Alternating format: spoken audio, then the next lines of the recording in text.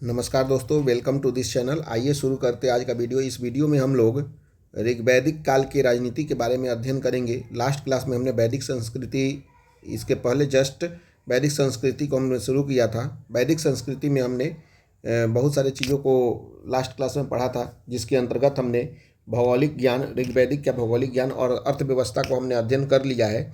इस क्लास में हम लोग ऋग्वैदिक की राजनीतिक व्यवस्था के बारे में अध्ययन करेंगे। राजनीतिक व्यवस्था का मतलब ये होता है कि वहाँ पे राजनीतिक व्यवस्था किस तरह से काम कर रही थी ऋग्वेद में, कैसे लोग राजा थे या कैसे समाज में राजनीति प्रभावशाली तरीके से काम कर रही थी, इसके बारे में हम लोग अध्ययन करेंगे।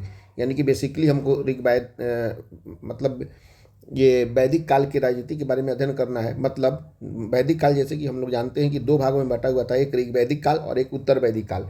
तो बारी बारी से हम लोग ऋग्वैदिक काल के राजनीति के बारे में अध्ययन करेंगे अलग, और उत्तर वैदिक काल के बारे में हम लोग उत्तर वैदिक काल के राजनीति के बारे में अध्ययन करेंगे अलग। तो सबसे पहले अब हम लोग शुरू करते हैं हम लोग ऋग्वैदिक कालीन राजनीति के बारे में स्टार्ट करते हैं। तो देखिए, तो देखते हैं हम लोग वैदिक कालीन राजनीति के बारे में पढ़ना है।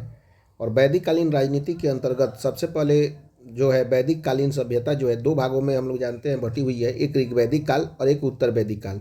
तो हम लोग सबसे पहले शुरू करते हैं ऋग्वैदिक काल। ऋग्वैदिक काल का समाज में हमारा राजनीति कैसा था, इसके बारे में हम लोग पढ़ते हैं। तो सबसे पहला पॉइंट है कि प्रारंभिक आर्यों की खानाबदोश एवं कबायली ज़िंदगी की जानकारी मिलती है। मतलब ये लोग खानाबदोश की तरह ज़िंदगी जीते थे और कबायली के रूप में ये लोग रहते थे, क्योंकि ये मध्य एशिया से आए हुए थे। यानी कि वहाँ की जो वस्तु स्थिति सही नहीं थी, तो ये लोग अपने जीवन निर्माण के लिए दूसरे प्रदेशों में जाने लगे। तो भारत के ये क्षेत्रों में आए हुए थे। तो ये एक तरह से शुरुआती दौर में प्रारंभिक आर्य जितने भी थे वो खानाबदोश और कबायली ज़िंदगी के रूप में ज़िंदगी देखने को मतलब कि मिलती है। उसके बाद में हम लोग देखते हैं कि ऋग्वैदिक आर्य एक स्थान पर अस्थायी रूप से नहीं रहते थे, क्योंकि उन लोगों का रहने का कोई एक निश्चित स्थान नहीं था। वे लोग तो भ्रमण कर रहे थे, तो निश्चित रूप से एक जगह जहाँ पे भी मतलब कि कृषि कार्य के लिए जगह मिले वहाँ पे किए, फिर उसके बाद में दूसरे जगहों पे चले जाते थे। तो इसलिए ऋग्वैदिक आर्य जितने भी थे वे कोई भी आर्य एक जगह पे नहीं रहते थे, अस्थायी रूप से नहीं रहते थे वो लोग। उसके बाद में नेक्स्ट हम लोग देखते हैं कि जैसे कि क्षेत्रीय प्रशासन की जानकारी इन लोगों को नहीं थी। ठीक है, क्षेत्रीय प्रशासन मतलब कि निचले स्तर पे जो प्रशासन होता है उसके बारे में कोई भी जानकारी यहाँ पे नहीं मिलती है। अगला पॉइंट है विभिन्न कबीलों की जानकारी मिलती है। जैसे ये लोग अनेकानेक कबीलों में रहते थे, जैसे आर्ज के अंतर्गत भरत, त्रितसु, पुरुष, ये सभी नाम है इनके कबीलों के। जन भी थे तथा जन भी थे आर्य जन भी थे तथा अनार्य जन भी थे। मतलब कि आर्य जन का मतलब कि दो प्रकार के लोगों में विभाजन हुआ है, एक जिनको आर्य जन बोला गया और दूसरे को अनार्य जन बोला गया। यानी कि अनार्य जन कौन होंगे, जो यहाँ पे रहने वाले लोगों को उन्होंने अनार्य बोला, और जो बाहर से आए हुए लोग थे उन्होंने अपने आप को आर्य बोला। तो आर्यों के अंतर्गत अलग अलग भागों में बटा हुआ था समाज। भरत, त्रितसु और पुरुष, ये सभी हमारे आर्यों के प्रकार हैं, और अनार्य जो यहाँ के रहने वाले थे। उसके बाद में नेक्स्ट है इन कबीलों के बीच युद्ध की भी जानकारी मिलती है, जैसे दशराज युद्ध। इन कबीलों के बीच में युद्ध भी हुआ था, जिसे हम लोग दशराज युद्ध बोलते हैं। उसके बाद में नेक्स्ट है ऋग्वेद में क्षेत्र के स्थान पर कबीलों पर प्रशासन का उल्लेख मिलता है। यानी कि क्षेत्र के स्थान पर ये लोग कबीलों पर प्रशासन का उल्लेख मिलता है, यानी कि कबीले लोग जो थे वो लोग प्रशासन के रूप में आगे बढ़ रहे थे। अब हम लोग नेक्स्ट देखते हैं। नेक्स्ट है आपका कि शासन का प्रमुख जो था वो कौन था। तो शासन का प्रमुख राजा होता था, जिसे हम लोग जनस्य गोपा या गोपति भी कहते हैं। ठीक है कि नहीं। राजा किसी भी शासन का जो प्रमुख होता था वो वहाँ पर राजा होता था, जिसे हम लोग जनस्य गोपा या गोपति कहते थे। प्रारंभ में कबीलों के लोग राजा का चयन करते थे और आगे चलकर यह पद वंशानुगत हो गया। मतलब यहाँ पे आज की तरह कोई एक व्यवस्था नहीं था। जैसे हम लोग देखेंगे मगध साम्राज्य में, तो वहाँ पे एक पूरी तरह से व्यवस्था नज़र आती है। यहाँ पे वैसी कोई व्यवस्था नज़र नहीं आती है। बस एक जो समुदाय के लोग ही थे, उन्हीं में से कबीले थे, तो कबीले के लोग ही राजा का चयन करते थे। अपने ही मतलब कि घर परिवार या मतलब कि एक समुदाय के लोग, बहुत ज़्यादा लोग नहीं थे, जिसके कारण वो लोग उन्हीं समुदाय में से एक को राजा चयन करते थे, और आगे चलकर यह पद निश्चित रूप से वंशानुगत हो जाएगा। मतलब कि एक ही परिवार के लोग उसके बेटे उसके बेटे उसके बेटे इस तरह से राजा बनते चले जाएंगे। राजा के प्रमुख कार्य क्या होते थे? कबीलों की रक्षा करना, जितने भी जिस कबीले का वो राजा होगा उस कबीले की रक्षा करना उसका प्रमुख काम होता था। दूसरा काम था कि पशुओं की रक्षा करना, क्योंकि वो लोग पशुओं का संरक्षण करते थे, पशुओं पर निर्भर थे। तो कबीलों के राजा का एक प्रमुख कार्य होता था पशुओं की रक्षा करना, कबीलों की रक्षा करना। और तीसरा नंबर, युद्ध में कबीलों का नेतृत्व करना, यानी कि कोई भी अगर युद्ध होता है जैसे दशराज युद्ध, तो उसमें वो राजा जिन्हें बनाया गया है कबीलों के द्वारा वो युद्ध का नेतृत्व करेगा। ये प्रमुख 3 कार्य देखने को मिलते हैं। उसके बाद में है कि प्रशासन में कुछ संस्थाओं का भी भूमिका होती थी। जैसे जो भी प्रशासन वहाँ पे काम करते थे उसमें कुछ संस्था भी निर्मित किया गया था। जैसे समिति का काम किया था कि वो राजा का चयन करेंगे। विदत यहाँ पे है, विदत थे, गढ़ थे, ये सभी कुछ समितियाँ वहाँ पे बनाई गई थी जो प्रशासन के कार्यों को देखरेख करते थे। उसके बाद में कुछ अधिकारी का भी उल्लेख मिलता है, जैसे पुरोहित का काम क्या था? पुरोहित का काम था सलाह देना या पूजा पाठ करना। सेनानी का काम क्या था? सेनानी का काम था युद्ध का देखभाल करता था। अब आगे देखते हैं। सेनानी के बाद में है जो है बाजरपति का काम क्या था कि चारगाह की देखरेख करते थे। यानी कि ये 3 प्रकार के अधिकारी गण होते थे। एक होते थे पुरोहित, दूसरा सेनानी और तीसरा बाजपति। तो पुरोहित का काम होता था आपका सलाह देना या पूजा पाठ करवाना। दूसरे में है आपका सेनानी का काम होता था युद्ध का देखभाल करना। और तीसरा नंबर पे है ब्राजपति, तो ब्राजपति का काम होता था चरगाह की देखरेख करते थे। इस तरह से हमने देख लिया यहाँ पे प्रशासन में कुछ अधिकारी लोग भी थे, उन अधिकारियों कौन कौन थे और अधिकारी का काम क्या था। अब नेक्स्ट देखते हैं। उसके बाद में ये अधिकारी रक्त संबंधों पर आधारित थे, वेतनभोगी नहीं थे। मतलब एक ही परिवार के बहुत सारे लोग अलग अलग पदों पर नियुक्त होते थे, उन्हें कोई पैसा नहीं मिलता था, क्योंकि वो अभी तक पैसा का कोई आविष्कार ही नहीं हुआ था, नहीं उनको अधिकारी बनने के एवज में कुछ दिया जाता था। नेक्स्ट है कि ऋग्वेद में अपराधों का भी उल्लेख मिलता है। मतलब कि कुछ वहाँ पे ऐसे लगता है कि वहाँ पे अपराध हुआ है। जैसे पड़ी को हम लोग क्या बोलते हैं? पशु चोर। जो पशु का चोरी करते हैं उसे पड़ी बोला गया है। यानी कि ऋग्वेद में अपराधों की कभी उल्लेख मिलता है, जो पशु का चोरी करते थे उन्हें पड़ी कहा गया है। नेक्स्ट है अस्थाई सेना की जानकारी नहीं मिलती है। हालांकि जब भी युद्ध होते थे तो वो लोग आपस में ही एकत्र होकर युद्ध का सामना करते थे, बट कोई एक ऐसी सेना का चयन नहीं किया गया था जो अस्थायी रूप से हमेशा मतलब कि 365 दिन वो अस्थायी सेना काम करे, ऐसा कोई भी व्यवस्था नहीं मिलती है। बल्कि युद्ध के समय सैन्य टुकड़ियों का गठन किया जाता था और वो युद्ध को लड़ा जाता था। अब उसके बाद में हम लोगों ने ऋग्वैदिक कालीन यानी कि पूर्व वैदिक काल के राजनीति को हम लोगों ने देख लिया। अब हम लोग देखते हैं उत्तर वैदिक की राजनीति कैसी थी, क्या प्रभाव पड़ा था और क्या समाज पे अंतर आए थे ऋग्वैदिक काल से, ये हम लोग देखते हैं। तो अभी हम लोग देखेंगे उत्तर वैदिक राजनीति में क्या क्या अंतर पड़ रहे हैं ऋग्वैदिक काल की राजनीति से, ये हम लोग देखते हैं। देखेंगे उत्तर वैदिक काल राजनीति। तो उत्तर वैदिक साहित्य में जनपद पर शासन या क्षेत्रीय शासन का उल्लेख मिलता है। यानी कि बहुत सारे क्षेत्र जनपदों में बट गए। जैसे अभी भी आप जनपद का नाम सुनिएगा यूपी में, जैसे काशी जनपद, उसके बाद में गोरखपुर जनपद, इस तरह से बहुत सारे जनपद का उल्लेख मिलता है। जनपद बहुत सारे छोटे छोटे जगहों को मिलाकर एक जनपद का निर्माण होता है। तो उत्तर वैदिक साहित्य में जनपद पर शासन या क्षेत्रीय शासन का उल्लेख देखने को मिलता है। नेक्स्ट है उत्तर वैदिक काल के प्रमुख जनपद हैं कुरु, पंचाल, मद्र, मत्स्य, मगध। ये सभी हमारे जनपद के दिखने को मिलते हैं, जो कि उत्तर वैदिक काल में इनका अभ्युदय हो चुका था। पहला था कुरु, पंचाल, मद्र, मत्स्य, मगध और भी छोटे छोटे कुछ जनपदों का उल्लेख मिलता है। नेक्स्ट है प्रशासन के प्रमुख के तौर पर राजा का उल्लेख मिलता है। यानी कि पूरे प्रशासन का देखरेख कौन करते थे? राजा करते थे। नेक्स्ट है राजा को अब क्षेत्र का रक्षक, यानी कि उस पूरे क्षेत्र का यानी पूरे जनपद का रक्षक एवं साम्राज्य विस्तार का नेतृत्व करने वाला भी माना गया है। राजा हमेशा चाहता है कि हमारे साम्राज्य का विस्तार हो, तो ये दोनों काम राजा के अंतर्गत था। साम्राज्य विस्तार का नेतृत्व करना और अपने क्षेत्र का रक्षा करना, दोनों काम था राजा का। नेक्स्ट है उत्तर वैदिक साहित्य में विदत का उल्लेख नहीं मिलता है। जैसे विदत का उल्लेख ऋग्वैदिक काल में मिलता है। विदत एक प्रशासनिक पद है, लेकिन उत्तर वैदिक काल में यह विदत शब्द का उल्लेख नहीं मिलता है। और सभा समिति में समाज के प्रभावी वर्गों की भागीदारी भी दिखती है। कोई भी सभा समिति बनाई जा रही है तो उसमें जो उस समाज के सबसे वर्चस्वशाली व्यक्ति हैं उन्हीं को उस सभा या समिति में रखा जाता है। नेक्स्ट है अधिकारियों की संख्या में भी वृद्धि का प्रमाण मिलते हैं। यानी कि जो अधिकारी पहले कम होते थे, अब चूंकि क्षेत्र बट गया, क्षेत्र बड़ा हो गया, तो क्षेत्र बड़ा होने के कारण अधिकारियों की संख्या में भी वृद्धि होती है। नेक्स्ट देखते हैं नेक्स्ट है अधिकारियों की संख्या में, जैसे कि मैंने बोला कि वृद्धि होती है। जैसे क्या है कि पुरोहित, सेनानी, अक्षवाप, पालगल, तो सबका अलग अलग काम होते थे या संग्रहिता। सबसे पहले पुरोहित, तो पुरोहित का काम क्या है? पुरोहित का काम है पढ़ना, पढ़ाना, या मान लीजिए कि पूजा पाठ, ये सब का काम होता था पुरोहित का। सेनानी का काम क्या करता था?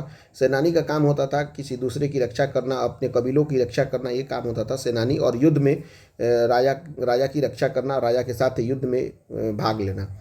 अक्षवाप का काम क्या होता? राजा जब जुआ खेलते थे तो वह मदद करता था, यह काम था अक्षवाप का। उसके बाद में पालगल का क्या काम था? यह हंसाने का काम करता था, जिसे हम लोग पालगल कहते हैं। और संग्रहिता का क्या होता था? उपहार देने वाले, उपहार को संग्रह करने वाले को बेसिकली हम लोग बोलते हैं संग्रहिता। ठीक है कि नहीं? तो बेसिकली क्या होता था कि वहाँ पे उपहार के तौर पे ऋग वैदिक काल में तो उपहार का कोई भी मतलब साक्ष्य नहीं मिलता है, लेकिन उत्तर वैदिक काल में राजा ये निर्धारित किए रहते हैं किसी न किसी व्यक्ति को, राजा को कुछ न कुछ उपहार देना ही है। हालांकि अभी भी ये अधिकारी रक्त संबंधों पर ही आधारित थे, क्योंकि इनका चुनाव राजा नहीं करते थे। उन्हीं परिवार से कोई भी व्यक्ति यदि अधिकारी बने हैं तो उन्हें परिवार के कोई व्यक्ति अधिकारी बनेंगे, यानी कि ये वंशानुगत हो गया था। अब नेक्स्ट देखते हैं।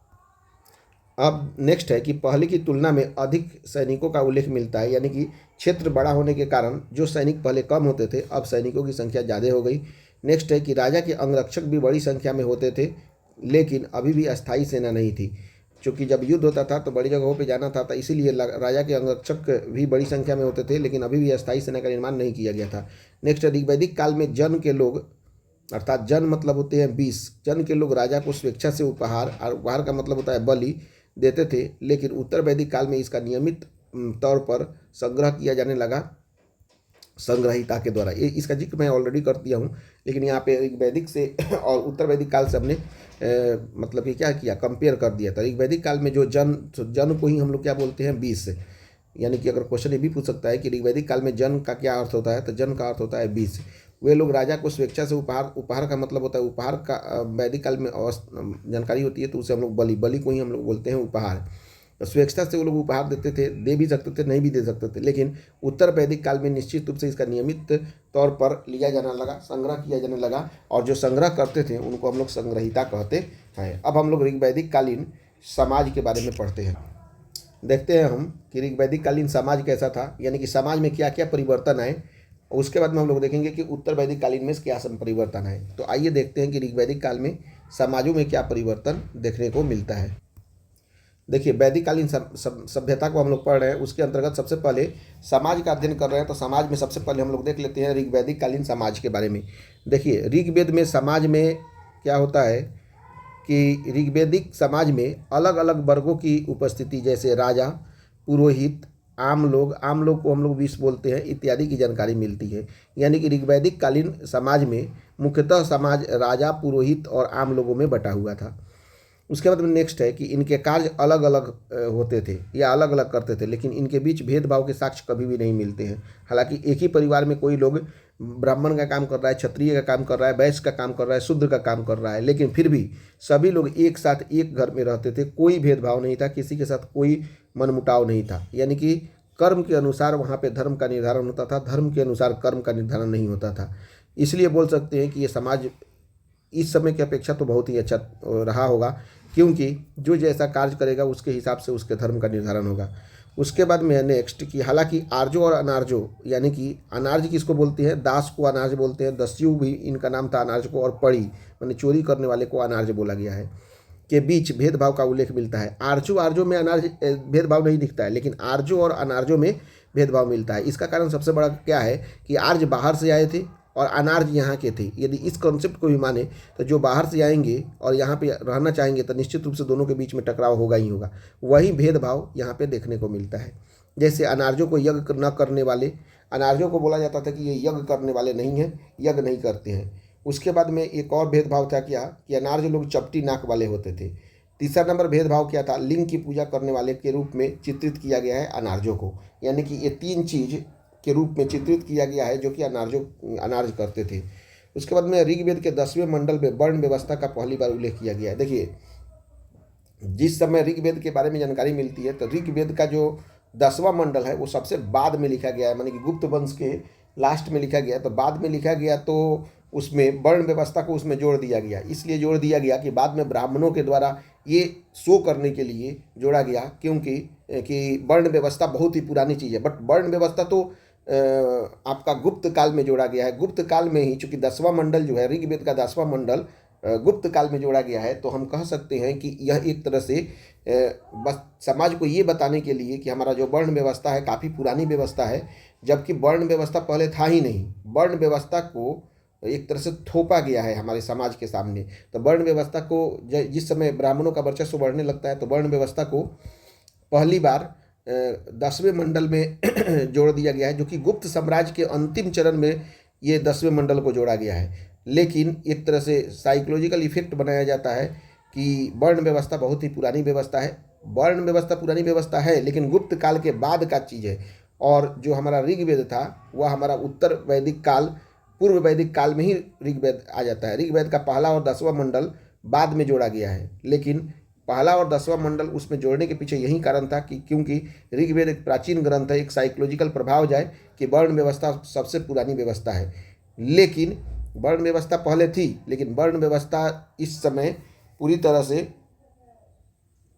धर्म के आधार पर न हो, कर्म के आधार पर न होकर धर्म के आधार पर हो गई, जन्म के आधार पर हो गई। जन्म, जिस जन्म में जो व्यक्ति पैदा लेंगे वही बनेंगे, ऐसी व्यवस्था पहले नहीं थी। तो जैसे 4 वर्गों में बांटा गया, कौन कौन से थे? एक ब्राह्मण, क्षत्रिय, वैश्य और शूद्र। इन चार जो है वर्ण का विभाजन 10वें मंडल में मिलता है, ऋग्वेद के 10वें मंडल में। जैसे हमने बताया, ऋग्वेद के 10वें मंडल में ब्राह्मण, क्षत्रिय, वैश्य और शूद्र मिलता है। ब्रह्मा के शरीर के अलग अलग अंगों से इन वर्णों की उत्पत्ति की जानकारी मिलती है, यानी कि देवी उत्पत्ति हुई है। ऐसा कि मैंने ऐसा लिखा जाता है कि ब्रह्मा के अलग अलग शरीर से ये चारों वर्णों का मतलब कि उत्पत्ति हुई है, इसीलिए इसे दैवीय उत्पत्ति कहते हैं, यानी कि देवताओं के द्वारा उत्पत्ति कहा जाता है। तो बाद में इतना न ज़्यादा भेदभाव दिखने लगा ब्राह्मण, क्षत्रिय, वैश्य और शूद्र में, कि कहा नहीं समाज धर्म के आधार पर बंटवारा देखने को मिला।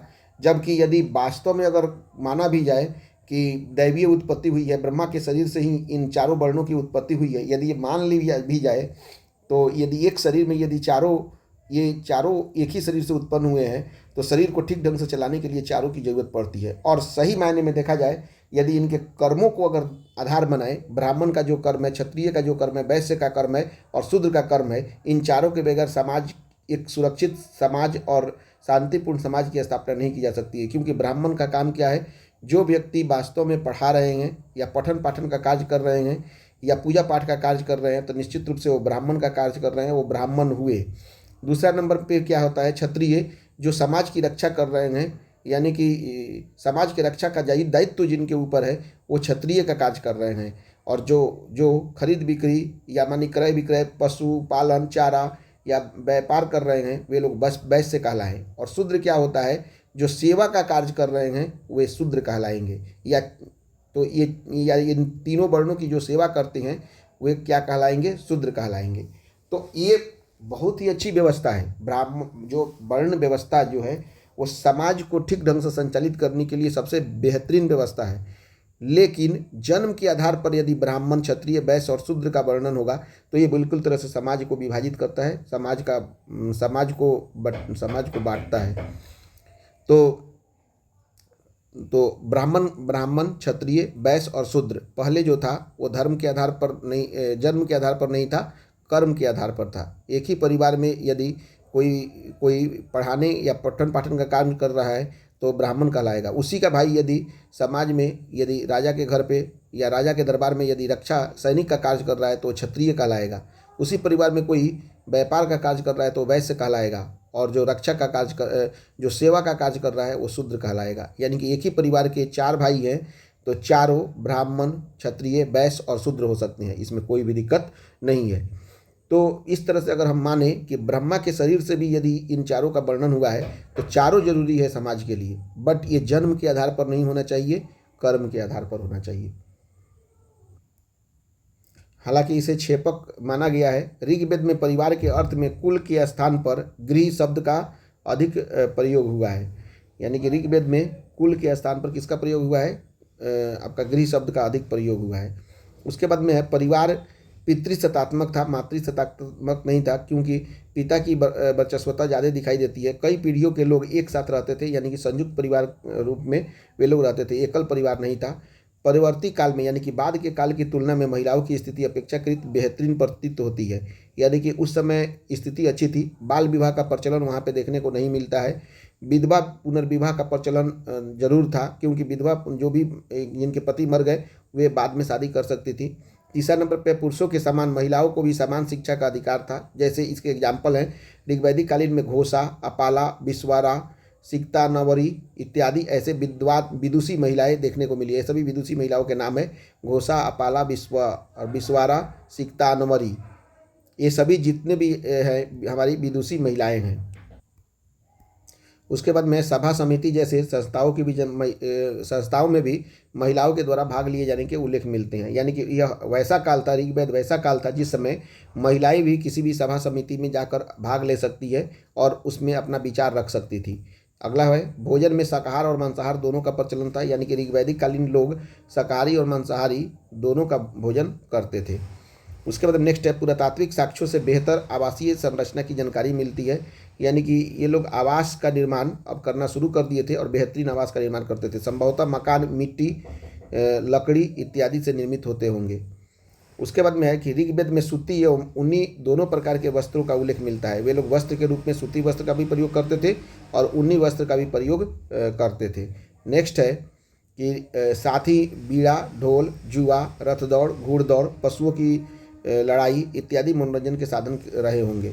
यानी कि ये लोग मनोरंजन के रूप में बीड़ा का प्रयोग करते थे, ढोल का प्रयोग करते थे, जुआ का प्रयोग करते थे, रथ दौड़ का प्रयोग करते थे, घुड़दौड़ का प्रयोग करते थे और पशुओं की लड़ाई का प्रयोग करते थे। इससे वो लोग अपना मनोरंजन करते थे। उसके बाद में ऋग्वेद में गुरुकुल शिक्षा पद्धति और मौखिक शिक्षा की जानकारी मिलती है, यानी कि ये लोग गुरुकुल में रहकर शिक्षा का ग्रहण करते थे और मौखिक रूप से शिक्षा का ग्रहण करते थे। यानी कि गुरु के पास में जो भी शिक्षा थी वो केवल बातों से बताकर, यानी कि मौखिक याद करवाकर वो लोग याद करवाते थे।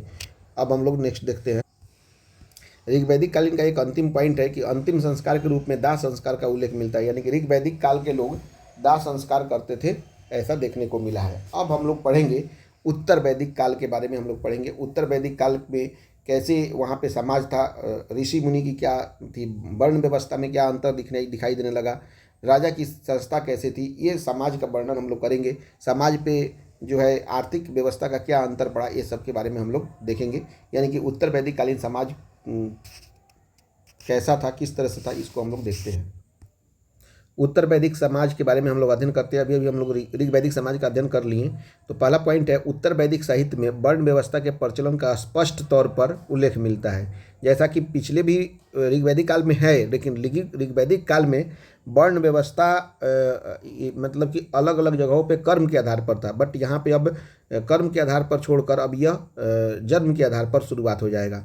यानी कि 4 वर्ण स्पष्ट रूप से यहाँ पे मिलने लगेंगे। एक ब्राह्मण, दूसरा क्षत्रिय, तीसरा वैश्य और चौथा शूद्र। ये आज भी देखने को मिल रहा है। इन चारों के कार्यों का भी उल्लेख मिलता है। जैसे ब्राह्मण का कार्य पिछला मैंने बताया था कि अध्ययन करना, अध्यापन करना, पूजा पाठ करना था। क्षत्रिय का कार्य क्या था, रक्षा करना, युद्ध में भाग लेना। वैश्यों का कार्य क्या था, कृषि, पशुपालन इत्यादि करना। और शूद्र का कार्य क्या था, ऊपर के तीनों वर्णों की सेवा करना। ये हमारे काम थे। तो समाज इस तरह से पूरी तरह से अब वंशानुगत, यानी कि मतलब जन्म के आधार पर समाज के वर्णों का विभाजन हो गया, यानी कि ब्राह्मण, क्षत्रिय, वैश्य और शूद्र। नेक्स्ट है कि सैद्धांतिक तौर पर वर्ण व्यवस्था के संबंध में यह कहा जाता है कि यह कार्यों के बंटवारे से संबंध था। वास्तव में ऐसे ही होना चाहिए, जो जैसा कार्य कर रहा है उसी के हिसाब से उनके धर्म का बंटवारा होना चाहिए। बट एवं इसमें उत्कृष्ट और निष्कृष्ट जैसा व्यवहार नहीं है, मतलब कि कोई बड़ा नहीं है, कोई छोटा नहीं है, सबका अपना अपना कार्य है, वो अपना कार्य करेंगे। यही मतलब कि सैद्धांतिक तौर पे था, यही सोच कर ये बनाया भी गया था। हालांकि व्यवहार में उत्तर वैदिक काल में भी विभिन्न वर्णों के बीच भेदभाव के साक्ष्य मतलब अत्यंत उभर कर सामने आए थे। जैसे शूद्रों को उपनयन संस्कार का अधिकार नहीं था। आज भी देखिएगा कि समाज में उपनयन संस्कार का अधिकार केवल उच्च वर्ग के लोगों को है, यानी कि ब्राह्मण, क्षत्रिय और कुछ खासकर जो समुदाय के लोग हैं उन लोगों को उपनयन संस्कार का अधिकार है। बाकी नीचे तबके के लोगों को उपनयन संस्कार का अधिकार नहीं है। क्यों? उपनयन संस्कार का अधिकार यदि हो रहा है तो सबको होना चाहिए। क्या भगवान के घर में सर्टिफिकेट मिल रहा था क्या कि इनको उपनयन का संस्कार मिलेगा, उनको उपनयन संस्कार नहीं मिलेगा? ऐसा तो नहीं है। भगवान ने जन्म दिया है तो सबको एक साथ जन्म दिया है, तो इसलिए ये बहुत बड़ा भेदभाव है जो कि समाज के तथाकथित बुद्धिमान लोगों के द्वारा निचले तबके के लोगों पे थोप दिया गया। यानी कि ये शूद्रों को नीचा दिखाते थे और शूद्रों को पहले से ही, यानी कि समझिए उत्तर वैदिक काल से यह भेदभाव हो रहा है और आज तक इस समाज में चलते आ रहा है कि केवल उपनयन संस्कार का अधिकार उच्च वर्ग के लोगों को ही है, बाकी किसी के लोगों को नहीं है। तो इसलिए हम मतलब मान सकते हैं कि अभी भी पूरी तरह से समाज में भेदभाव है, इसे कोई इनकार नहीं कर सकता है। अर्थात शिक्षा धारण करने का, अभी तो शिक्षा धारण करने का अधिकार भारतीय संविधान और भारतीय सरकार के द्वारा जो दिया गया है, जिसके कारण अभी शिक्षा धारण करने का अधिकार तो सबको मिल रहा है। लेकिन उस समय शूद्रों को उपनयन संस्कार तो अभी भी नहीं है, उपनयन संस्कार उस समय नहीं था, लेकिन शिक्षा धारण करने का भी अधिकार नहीं था। केवल उनको बोल दिया गया, बता दिया गया कि आप जन्म लिए हैं शूद्र में, तो निश्चित रूप से आपका काम केवल तीनों वर्णों का रक्षा करना है। क्यों? क्योंकि पढ़ने पर अधिकार तो सबका होना चाहिए। तो ये बहुत ही बड़ा समाज में भेदभाव देखने को मिला कि शूद्र के परिवार में यदि कोई व्यक्ति जन्म ले लिया तो वो उपनयन संस्कार नहीं करा सकता था और साथ साथ में शिक्षा से उसे पूरी तरह से वंचित कर दिया गया था। क्योंकि यह बात है कि शिक्षा यदि कोई ग्रहण कर लेगा तो फिर वो सबके बराबर में हो जाएगा, तर्क वितर्क करने वाला हो जाएगा। तो एक तरह से समाज में ब्राह्मणवाद के द्वारा ये पूरी तरह से थोपा गया कि एक वर्ग को पूरी तरह से अशिक्षित रखा जाए। अशिक्षित यदि रहेंगे तो निश्चित रूप से वो सभी का सेवा करेंगे। तो ये चूँकि यही कारण था कि बाद में भारतीय समाज में ये बहुत ही ज़्यादा बढ़ चढ़कर सामना हुआ, जिसके कारण एक बहुत ही विद्वान व्यक्ति समाज में जन्म लेता है, डॉक्टर भीमराव अंबेडकर, जिसने शूद्रों की दासता को पूरी तरह से अंत किया और संविधान का निर्माण कराया, जिसमें कुछ प्रोविज़न दिया जिससे दोनों के बीच में भेदभाव को मिटाया जा सका। और वो बोलते भी हैं कि शिक्षा जरूरी है, शिक्षा शेरनी का वो दूध है जो पिएगा वो दहाड़ेगा, निश्चित रूप से दहाड़ेगा। और ये पहले का समय नहीं है कि राजा के घर का बेटा ही राजा बनेगा, राजा वही बनेगा जो राजा के लायक होगा। दूसरा है, अगला पॉइंट है, ऋग्वैदिक एवं उत्तर वैदिक दोनों ही समाज में दास और दासियों का उल्लेख मिलता है। यानी कि ऋग्वैदिक काल में भी दास का उल्लेख मिलता है और उत्तर वैदिक काल में भी दास का उल्लेख मिलता है। निश्चित तौर पर इनकी स्थिति अच्छी नहीं रही होगी, हालांकि उत्पादन कार्यों में इन्हें लगाए जाने का प्रमाण नहीं मिलते हैं। यानी कि जो दास होंगे उनकी स्थिति तो अच्छी नहीं होगी। अब हम लोग नेक्स्ट देखते हैं, परिवार में जो प्रथा थी। नेक्स्ट पॉइंट है, परिवार में जो प्रथा थी वो ऋग्वैदिक काल की ही तरह थी। इस काल में महिलाओं की दशा परिवर्तन दिखाई देने पड़ते हैं, यानी कि महिलाओं की दशा में गिरावट देखने को मिलते हैं। सबसे बढ़िया अगर कोई दशा थी ऋग्वैदिक काल की ही में ही महिलाओं की स्थिति अच्छी थी, क्योंकि वो लोग राजा के साथ बैठ सकते थे, उनके कामों में सहयोग देते थे, बात विवाद कर सकते थे, पढ़ सकते थे। यानी कि धर्म सभा संसद सभी को अटेंड करने की व्यवस्था थी, यानी कि धर्म के कार्यों में सम्मिलित हो सकते थे। पढ़ने के साथ साथ वो लोग अपना कोई अस्त्र में भी भाग ले सकते थे।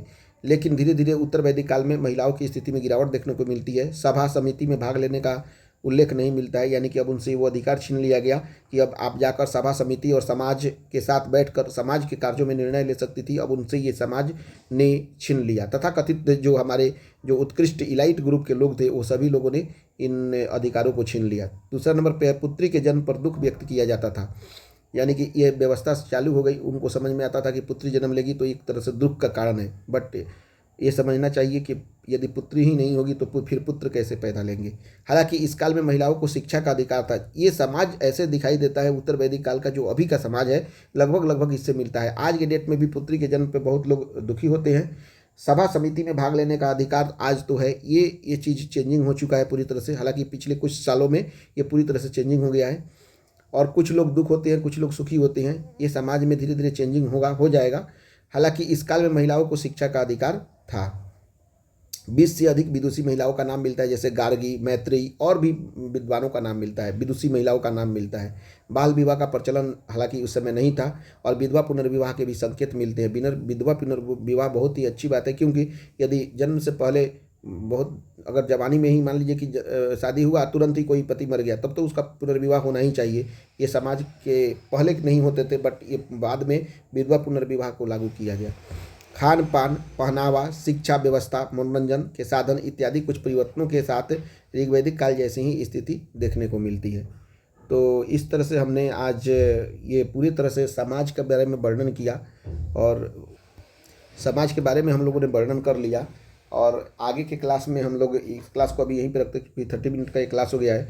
अब आगे की क्लास में हम लोग देखेंगे आपका और भी जो है इसमें बचा हुआ हमारा सामाजिक प्रभाव बचा हुआ है, फिर उसके बाद में धर्म बचा हुआ है और क्या समाज पे इसका असर पड़ा, ये सब हम लोग अगले क्लास में जिक्र करेंगे। मोस्ट प्रोबेबली अगले क्लास में कंप्लीट हो जाना चाहिए या शायद 2 क्लास चलेंगे तो कंप्लीट हो जाएगा हमारा वैदिक सभ्यता। आप इसे अपने नोट्स में बना लीजिए और एक बेहतरीन नोट्स बनाइए जिससे आगे आने वाले एग्जामों में आपका सहयोग हो। वीडियो कैसा लगा ज़रूर कमेंट में बताइए और इसमें और कैसे क्या सुधार लाया जा सकता है ये बताइए। वीडियो देखने के लिए थैंक यू वेरी मच।